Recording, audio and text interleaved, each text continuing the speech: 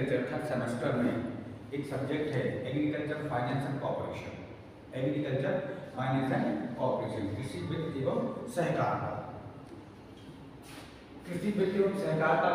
तो एक अपना क्वेश्चन है, कृषि साख की पूर्ति के स्रोत। ऐसे कौन कौन से स्रोत हैं जो कृषि साख यानी एग्रीकल्चर क्रेडिट के लिए स्रोत बन के आते हैं या पर उनका आधार मिलता है।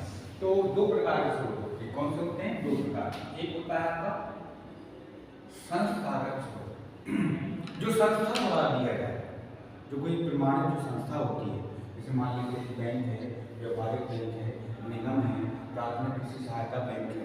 ये जितने भी बैंक हैं ये कौन से हैं? संस्थागत है, मतलब इनकी एक संस्था है जो सरकार पर डिपेंड रहती है। दूसरी आपकी शब्द क्या आती है? गैर संस्थागत स्रोत। दूसरी कौन सी आती है?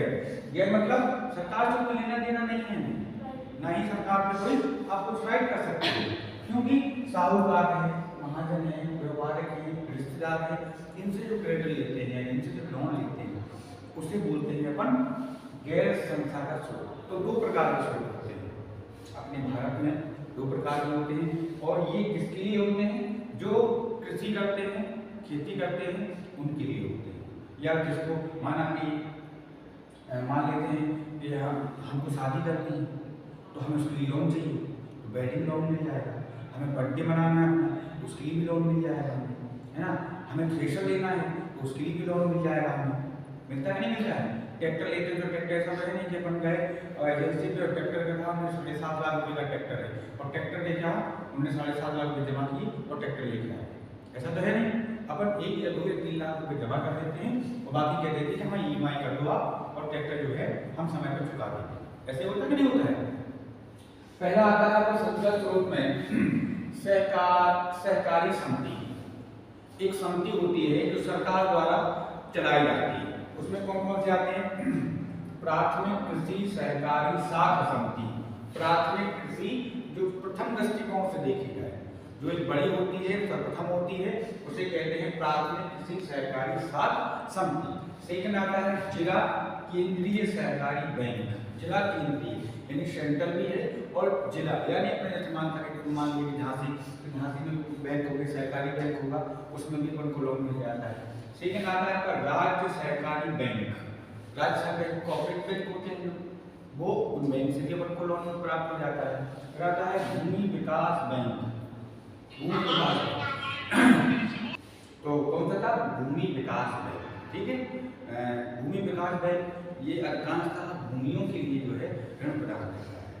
भूमियों के लिए जैसे अपन मकान बनाना है हमको, तो अपन ने प्लाट तो ले लिया, अब मकान के लिए अपन को पैसे की आवश्यकता है, तो क्या करेंगे कि अपन भूमि विकास बैंक में भी अपन जो है ले सकते हैं। सेकंड में आता है बैंक। ऐसे कौन कौन से बैंक हैं आपके जो आपको ऋण प्रदान करते हैं? कौन से? जो कृषि साख के लिए पूर्ति में माने जाते हैं। कौन कौन से बैंक है? तो व्यापारिक बैंक हो गया, भारतीय स्टेट बैंक हो गया, क्षेत्रीय ग्रामीण बैंक हो गया। तीनों बैंक, और तीनों बैंक के आपने नाम सुने तीनों बैंक के? गए भी होंगे तो वहाँ पे भी अपन को ये प्रोवाइड मिल सकती है तीनों बैंक की।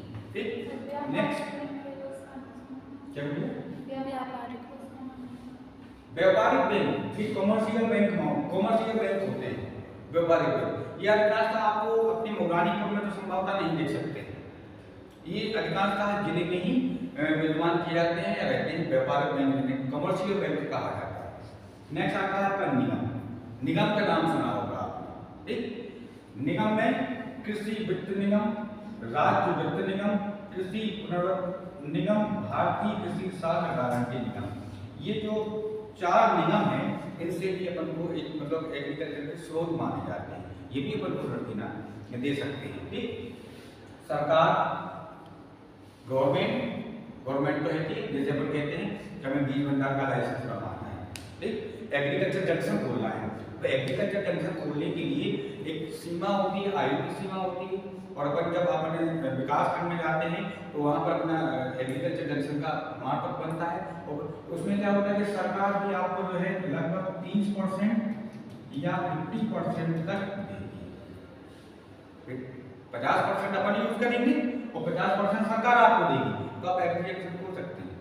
ये खुल भी जाता है, फिर सरकार हो जाती है, ठीक।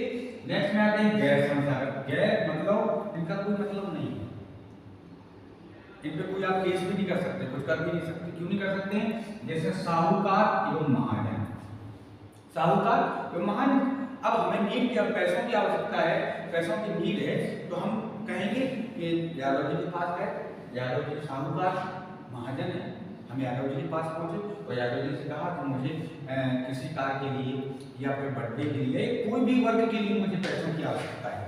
तो महाजन ने हमने अपने आपकी क्रेडिट देखी, क्रेडिट मतलब होती है साख इनकी कैसी है, तो उन्होंने कहा कि नहीं साख तो इनकी बढ़िया है, पैसा ले लेता है, वो दे देता है, इसमें कोई दिक्कत नहीं। तो साहू और महाजन तो ये जो है ऋण दे सकते हैं।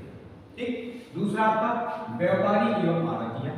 व्यापारी जो व्यवहार करते हैं, पैसा अच्छा होता है। आड़तिया, जो आड़तिया कहाँ मिलते हैं आपको, कभी दिमाग लगाया कहाँ मिलते हैं?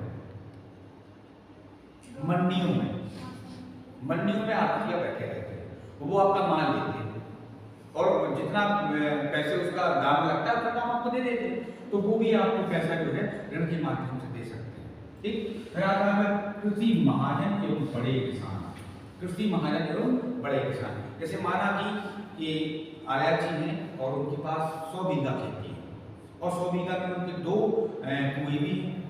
ठीक। अब यादव जी ने कहा कि हमें जो है पानी की आवश्यकता है, तो यादव जी ने जो है आर्या जी से कहा कि आप तो बड़े किसान हैं, पानी आपके पास उपलब्ध है, तो आप क्या हमें पानी दे सकते हैं? तो ये रुपए जो है वो तय करेंगे कि इतने घंटे के हिसाब से या इतने बीघे के हिसाब से हम आपको पानी देंगे, तो और देने को बाद में पैसा दे देना, कोई दिक्कत नहीं है।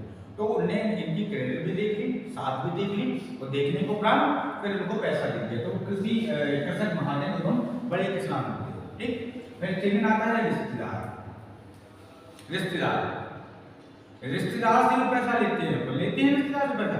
भाई ऐसा नहीं कि समय एक जैसा चलता हो, अपन संपन्न है, कभी समय ऐसा भी आता है कि संपन्न होने के बावजूद भी अपन को पैसे की आवश्यकता पड़ गई या किसी और चीज की नीड पड़ गई, तो अपन रिश्तेदार को फोन लगा लेते हैं कि हाँ मामा जी नमस्ते, और मामा जी हमें जो है 20,000 रुपये की आवश्यकता है और हमारे बिटिया का बर्थडे है और हम आप लोग 1 या 2 महीना आपको दे देंगे, तो रिश्तेदार भी आपको पैसा दे देते हैं। लेकिन इन चीजों पर, इन पर आप अभी यदि कोई प्राथमिकता होती है तो इन पर आप कोई केस नहीं कर सकते। क्यों नहीं कर सकते?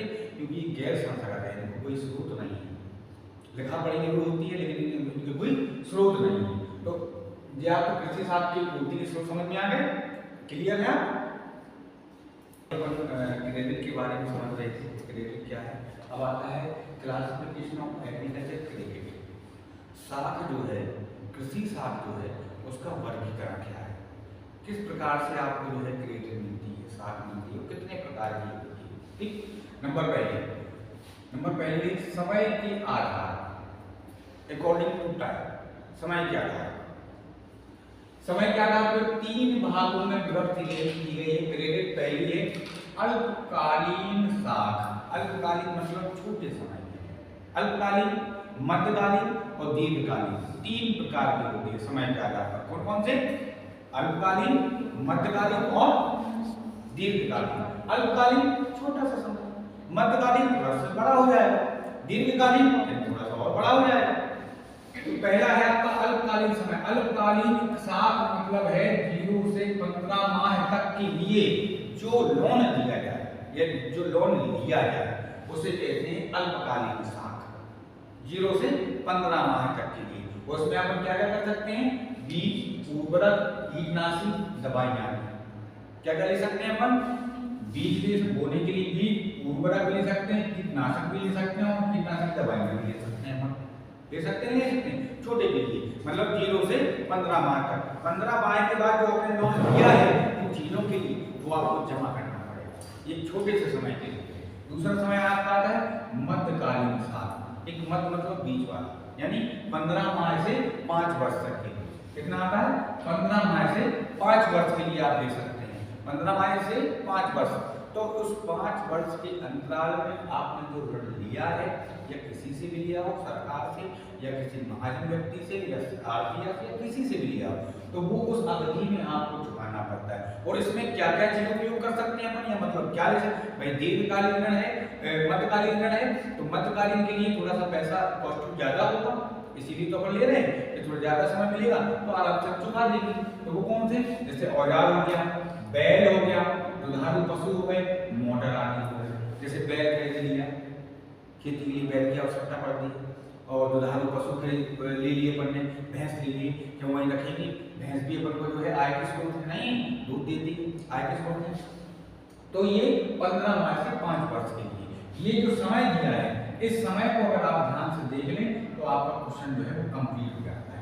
अल्पकालीन छोटा सा 0 से 5, मध्यकालीन 15 माह से 5 वर्ष, और दीर्घकालीन 5 वर्ष से 20 वर्ष तक। ये होता नहीं होता, दीर्घकालीन 5 वर्ष से 20 वर्ष तक के लिए जो ऋण दिया जाए उसे बोलते हैं दीर्घकालीन, यानी बड़ा वाला। उसमें क्या क्या आएंगे, क्या क्या, जैसे भूमि सुधार करना है आपको, टिल्लेज करना है, भूपरिष्करण करना है। टिल्लेज समझते हैं, भूपरिष्करण जैसे कहते हैं, मतलब खेत को समतल बनाना, उसमें जो उर्वरक आवश्यकता हो, जिन एलिमेंट्स की कमी हो उनको पूरा करना। हमें माना कि हमारा पौधा है जो बर्बाद नहीं कर रहा है, ऊंचा नहीं हो, बढ़ ही नहीं रहा है, पौधा छोटा है, बोना टाइप का है, तो अपन ने दिमाग लगाया आखिर बोना की, तो अपन क्या कह देते हैं कि हमारे खेत में, हमारे सॉइल में नाइट्रोजन की मात्रा कम है, इसलिए उसकी वृद्धि नहीं हो पाई।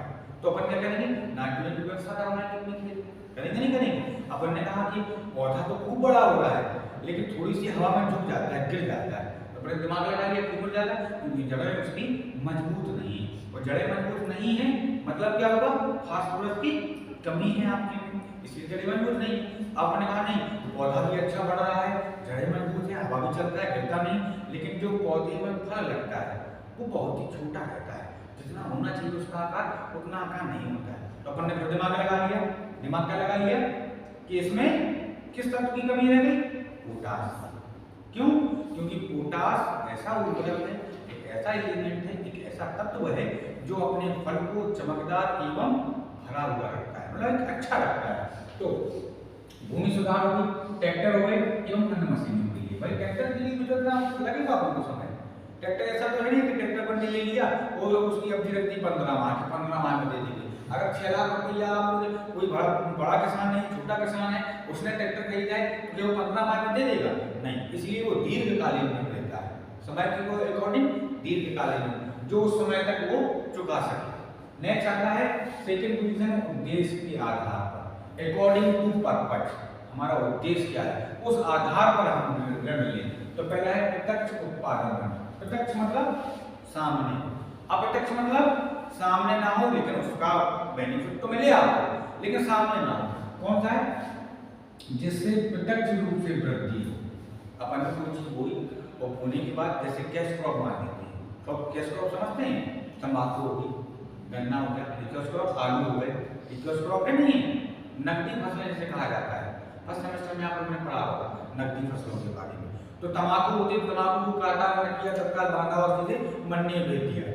गन्नों का किया, काटा बढ़िया उन्होंने कर दिया। आलू खोदने के बाद जैसे पैकिंग हुई और स्टोर में भेज दिया हमने, तो ये हो गया प्रत्यक्ष। अप्रत्यक्ष जो हमें दिखाई ना दे लेकिन उनसे लाभ प्राप्त हो, जैसे गेहूं कर लिया, गेहूं स्टोर कर लिया, कभी दाम सही नहीं मिल रहे हैं, थोड़े समय बाद हम बेच देंगे। अभी हमारी अवधि है कि हम उस समय तक अपना लोन जो है जो लिया था वो हम चुका देंगे। तो इसके बाद आता है ऋण की सुरक्षा के आधार पर। ऋण की सुरक्षा ये बहुत महत्वपूर्ण होता है, ऋण की सुरक्षा के आधार पर। क्यों, क्योंकि जिससे ऋण ले रहे हैं तो सुरक्षा भी देखनी चाहिए।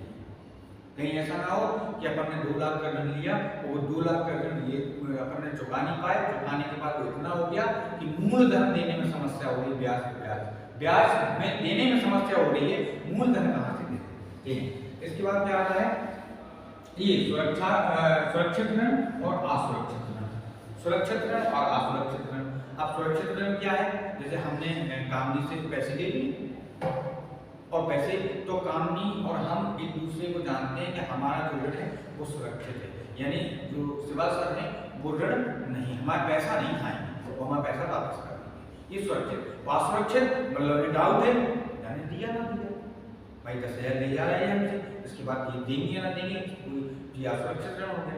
और इसी तरह उन पे होता है कि कोई चीज ट्रैक्टर ले लिया अपन ने या कोई मशीन अपन ने ले ली, तो मशीन ने उतना उत्पादन नहीं दिया अपन को जितना अपन अपेक्षा कर रहे थे उससे, तो भी तो अपन चले जाएंगे घाटे में, तो वो असुरक्षित ऋण हो जाता है। ठीक, दूसरा आता है स्रोत के आधार पर। स्रोत। तो ये पढ़ रहे थे, क्या पढ़ रहे थे? संस्थागत स्रोत और गैर संस्थागत स्रोत। संस्थागत और गैर संस्थागत में कौन कौन से आते हैं? जैसे आपके बैंक हो गए, बैंक हो गए कि नहीं हो गए, जो पढ़ा रहे थे पिछले। दूसरा है गैर संस्थागत, जो साहूकार हैं, बड़े किसान हैं, रिश्तेदार हैं, नातेदार हैं, वो क्या है? गैर संस्थागत में आ गए। नेक्स्ट आता है परिसमापन के आधार पर। परिसमापन के आधार पर स्वतः परिसमापन, स्वतः जो स्वयं से हो जाए, जो स्वयं से हो जाए। उत्पादन साधन उत्पादन वृद्धि में पूर्ण रूप से काम में आते हैं। उत्पादन साधन, जो अपने साधन है वो उत्पादन विधि के पूर्ण रूप से साधन है। जैसे पंप सेट है तो पंप सेट पूर्ण रूप से आ जाता है, आया नहीं आया? क्योंकि ये खेत में पानी लगाने के उपरांत दूसरे खेत में भी अपन पानी तत्काल रूप में दे सकते हैं, ये पंप सेट है। दूसरा है आंशिक परिसमापन। आंशिक यानी प्रत्यक्ष रूप में काम नहीं आते हैं। प्रत्यक्ष मतलब, प्रत्यक्ष आप प्रत्यक्ष समझते हो, प्रत्यक्ष मतलब आमने सामने, अप्रत्यक्ष मतलब तुम हो नहीं लेकिन बात, जैसे मोबाइल होता है, मोबाइल पे कॉलिंग करते हैं तो प्रत्यक्ष रूप से करते हैं, अप्रत्यक्ष रूप से, अप्रत्यक्ष रूप से करते हैं। मैं बात तो हो रही लेकिन हम काम नहीं को नहीं देख पा रहे, ठीक, वो अप्रत्यक्ष रूप। बल्कि उत्पादन साधनों की सेवाएं ही फार्म पर उपयोग में आती हैं। उत्पादन फार्म की सेवाएं ही फार्म पर उपयोग में आती हैं। जैसे कि सीड्रिल ले लेते हैं तो वही फार्म पर रखा है, उसकी उपयोगिता भी है कि जब हम चाहें तो हम प्याज बो सकते हैं, उसके लिए अपना खेत बना सकते हैं। हम कोई भी फसल ले सकते हैं तो उसके लिए भी खेत बना सकते हैं। तो ये कौन सा हो गया? आंशिक परिसमापन हो गया। कौन सा हो गया? आंशिक परिसमापन।